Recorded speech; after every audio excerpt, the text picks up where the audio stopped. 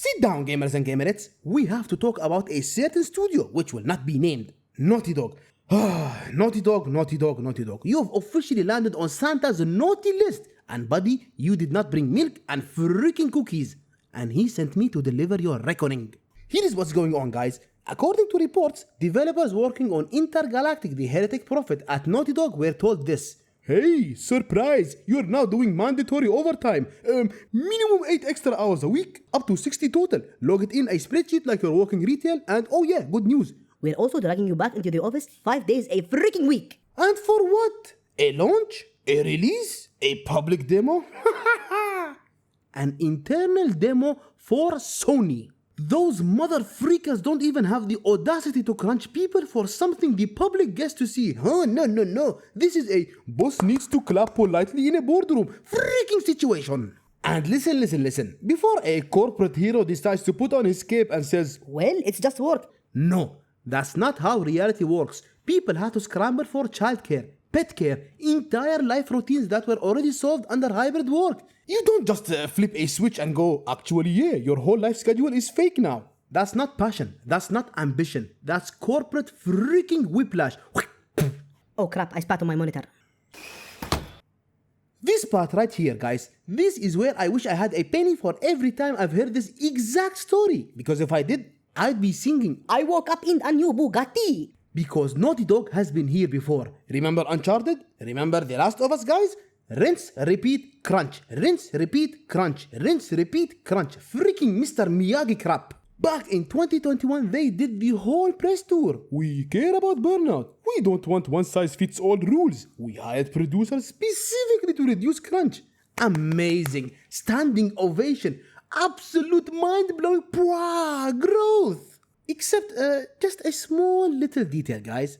A bunch of those producers reportedly freaking left. And now we're back to... Come on, guys. We missed some deadlines. So let's just squeeze a bit harder.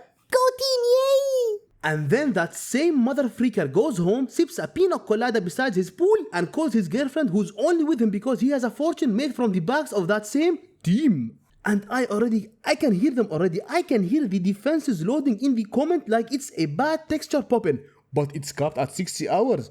Cool. That's still 12 hours a day in an average week, you freaking human. But LT, the overtime already ended. Oh wow, thank God. Emotional damage reversed, I guess. But they're going back to 3 days in office soon. Oh my goodness. Oh sick. That totally fixes the sudden chaos you dropped on people's freaking lives. No, screw that. This isn't gonna fly around here. Because here is the truth nobody likes saying out loud.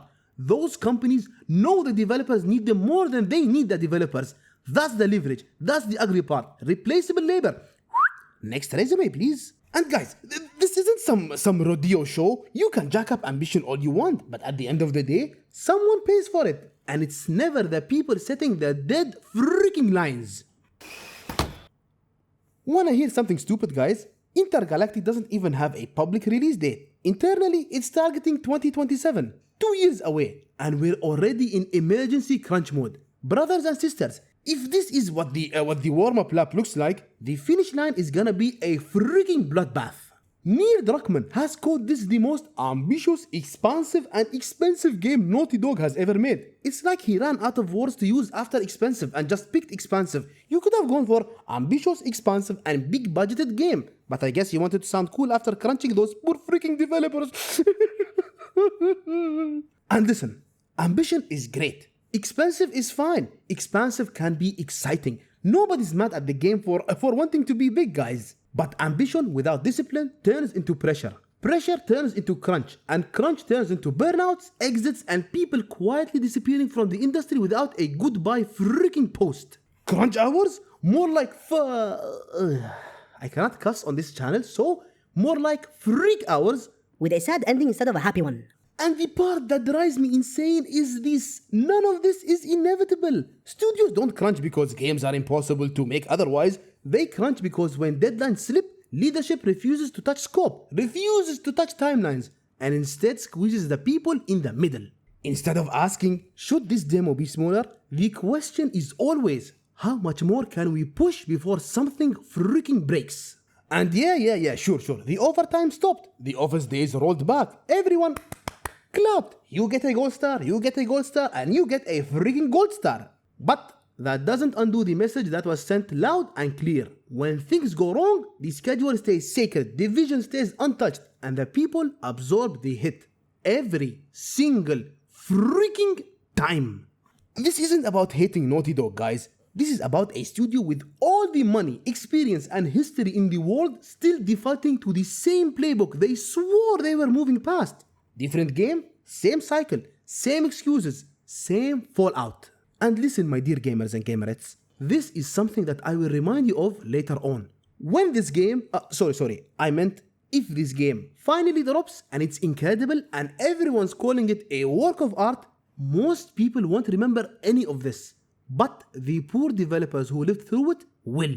And eventually, fewer and fewer of them will be willing to stay long enough to do it again. That's the real cost of ambition.